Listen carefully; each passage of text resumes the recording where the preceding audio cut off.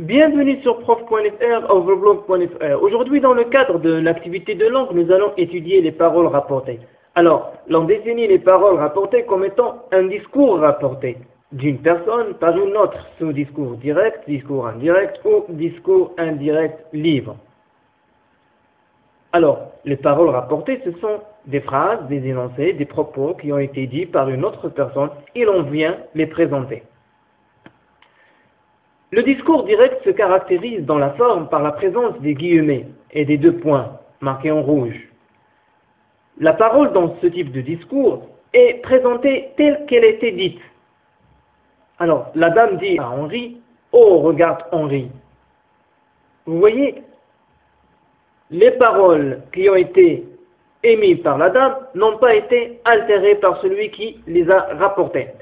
Alors que dans le discours indirect, la parole est rapportée par le biais d'une autre personne, narrateur, descripteur, outre que celle qui avait produit l'énoncé, et nous avons des changements qui ont été opérés sur ces propos-là.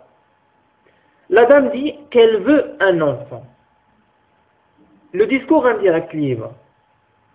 Commençons par l'étude d'un exemple. La police l'interroge. Il n'a jamais commis ce meurtre. Alors, la phrase complète serait « La police l'interroge, il dit qu'il n'a jamais commis ce meurtre ». Alors, le discours indirect libre n'est qu'un discours indirect auquel l'on a supprimé la proposition qui contient le verbe introducteur.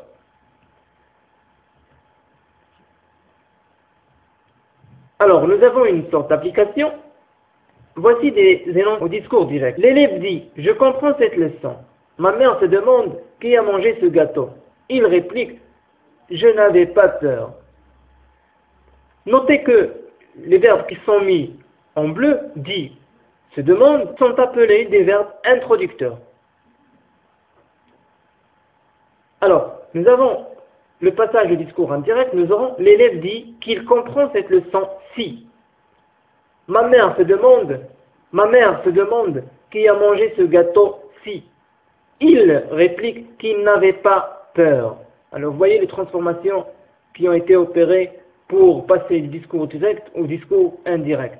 Nous avons ajouté si et la forme que plus proposition. Au discours indirect libre, nous allons dire il réplique, il n'avait pas peur.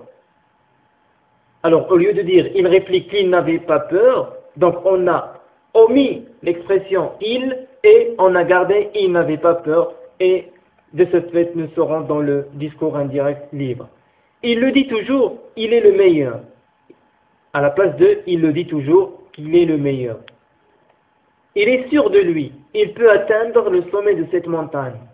Là aussi c'est du discours indirect libre. Il ne va pas renoncer, il aura de bonnes notes. Là aussi un exemple du discours indirect libre. Fin de cette séance.